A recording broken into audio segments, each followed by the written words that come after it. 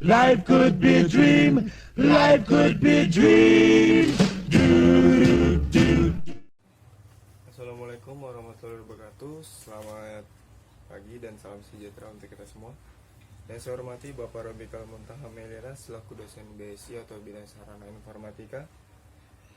Dan yang saya hormati juga bapak-bapak dan ibu-ibu yang telah hadir pada pertemuan pagi hari ini. Kali ini saya akan mempresentasikan Kantor Pos Indonesia. Kantor Pos Indonesia itu yang bergerak di bidang jasa layanan pos. Yang pertama itu pengertian dari Pos Indonesia. Pos Indonesia merupakan badan usaha milik negara atau yang disingkat BUMN Indonesia yang bergerak di bidang layanan pos saat ini. Bentuk badan usaha Pos Indonesia merupakan perseroan terbatas dan sering disebut juga dengan PT. Bentuk usaha Pos Indonesia ini berdasarkan Peraturan Pemerintah Republik Indonesia Nomor 5 Tahun 1995. Peraturan pemerintah tersebut berisi tentang pengalihan bentuk awal Pos Indonesia yang berupa perusahaan umum atau perum menjadi sebuah perusahaan persero. Berdiri pada tahun 1746, saham Pos Indonesia sepenuhnya dimiliki oleh pemerintahan Indonesia. Saat ini Pos Indonesia tidak hanya melayani jasa pos dan kurir, tetapi juga jasa keuangan, retail, dan juga properti. Dan juga didukung oleh titik jaringan sebanyak lebih dari 4.000 kantor pos dan 28.000 agen pos yang tersebar di seluruh wilayah Indonesia. Perkembangan Pos Indonesia.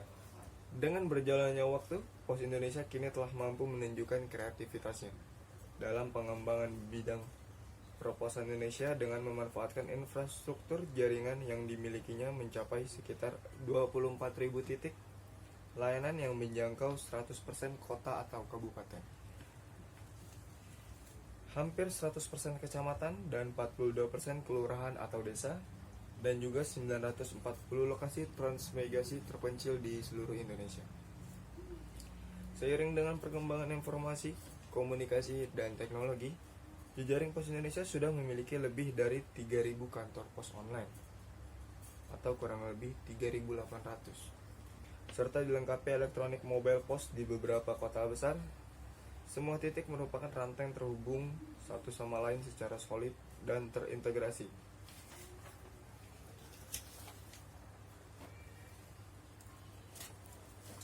Dan beberapa tahun ke belakang perkembangan pos juga diawali dengan perubahan nama. Seperti tahun 1746, kantor pos pertama. Sejarah mencatat keberadaan Pos Indonesia begitu panjang. Kantor pos pertama didirikan di Batavia, sekarang atau Jakarta, oleh Gubernur Jenderal G.W. Baron von Imhoff pada tanggal 26 Agustus 1746. Pada tahun 1875, yang bernama dengan Posten Telegraph Division. Pada tahun ini, Dinas Pos disatukan dengan Dinas Telegraf dengan status jawatan dengan nama Posten Telegraph Division. Pada tahun 1877, yang bernama Union Postal Universal. Sejak pemerintahan kolonial, Dinas Pos pemerintahan Belanda sudah berhubungan dalam pengiriman surat dan barang secara internasional, sehingga tercatat sebagai anggota Union Postal Universal atau yang disingkat dengan UPU. Pada tahun 1945, Hari Bakti Postal.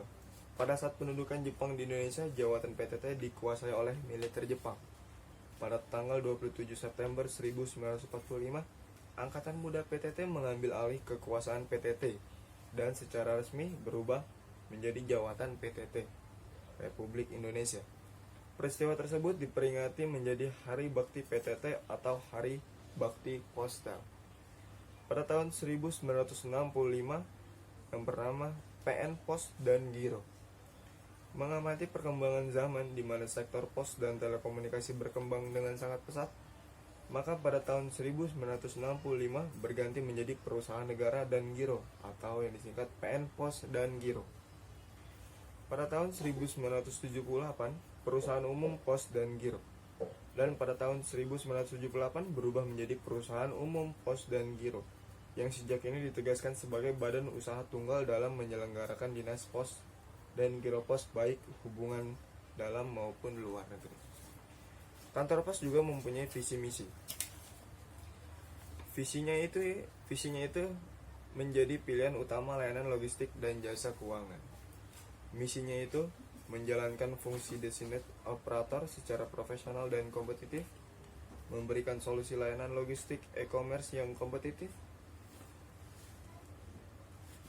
memberikan solusi layanan dokumentasi dan autentikasi digital yang kompetitif, dan juga memberikan solusi jasa layanan keuangan terintegritas yang kompetitif dalam rangka mendukung financial inclusion berbasis digital.